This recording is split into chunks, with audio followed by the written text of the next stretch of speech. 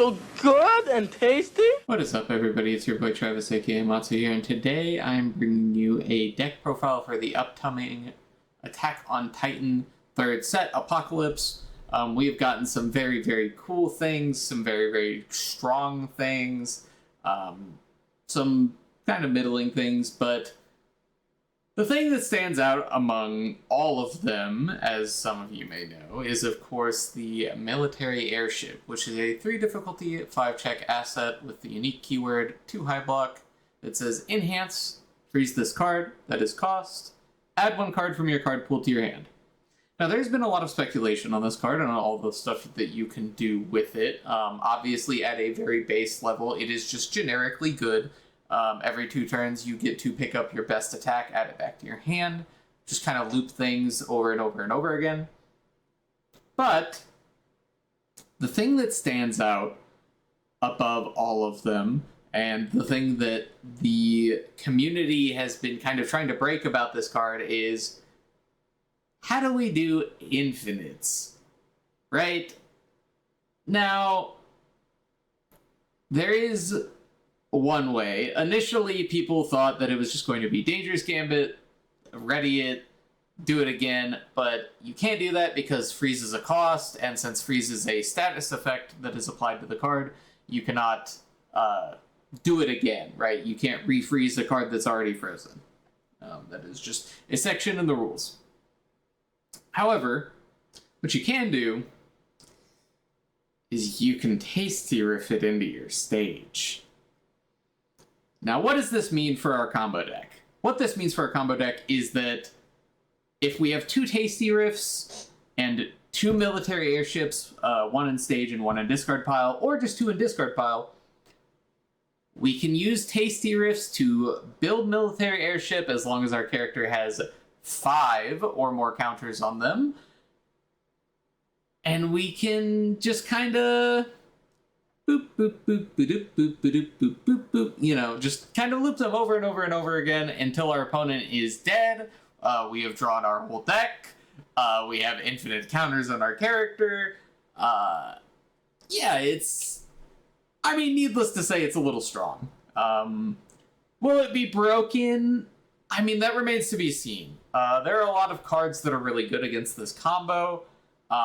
Airy Smiles is good against it, makes them play on 6s, which is kind of rough considering on average you are going to be running 4 to 6 2 checks in this deck, assuming you want to run Farewell Between Friends as an answer to the answers to the combo, because most of them are hand traps.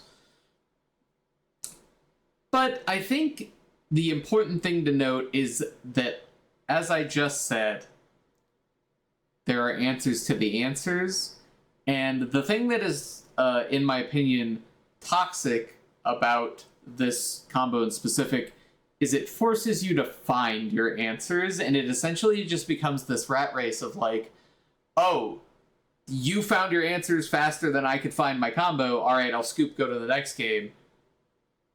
Or, you find your combo before they find their answers, and then they scoop them up. Or, and this is, in my opinion, probably the worst feeling way for this to happen, they find their answers end up being completely irrelevant because you have Dragon Strike, Farewell Between Friends, and Incredible Display as answers to their answers, and they die anyways. And that, I think, is probably the worst way to go out. I'm going to give a little bit of an example deck list. I kind of cooked this one very quickly. I'm sure there are very many changes that you can make to this deck that might make it better, but this is just an initial idea to kind of give the community a face to the name, so to speak, kind of put the pen to the paper, because everyone is kind of scared about this right now. We're all freaking out. The sky is falling, and, you know, I want to give people a face, right? I don't want people to be freaking out over nothing.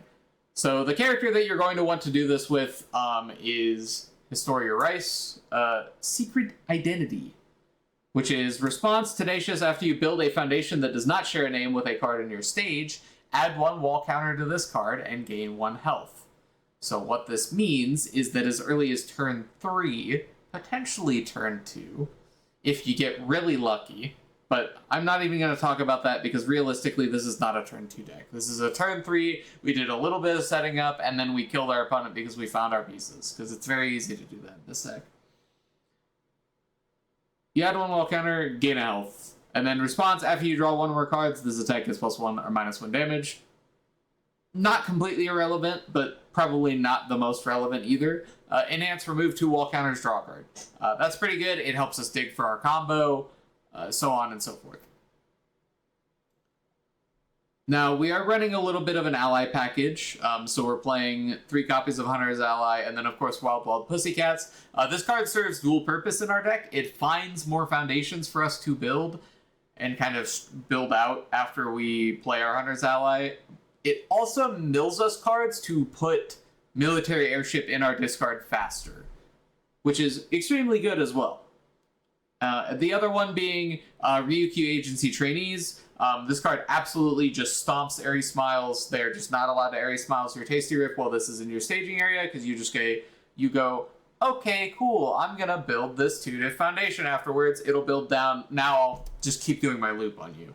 So that is another answer to one of the proposed answers to this card. Fortify Walls give us more wall counters. Irwin Insight. This card lets us look at their hand to know if they have an answer when we're trying to go in, because obviously we have to have 5 or more wall counters anyway, so we might as well be playing at least one of this card. We can build it with Tasty Riff. It's pretty good. Desperate Plea.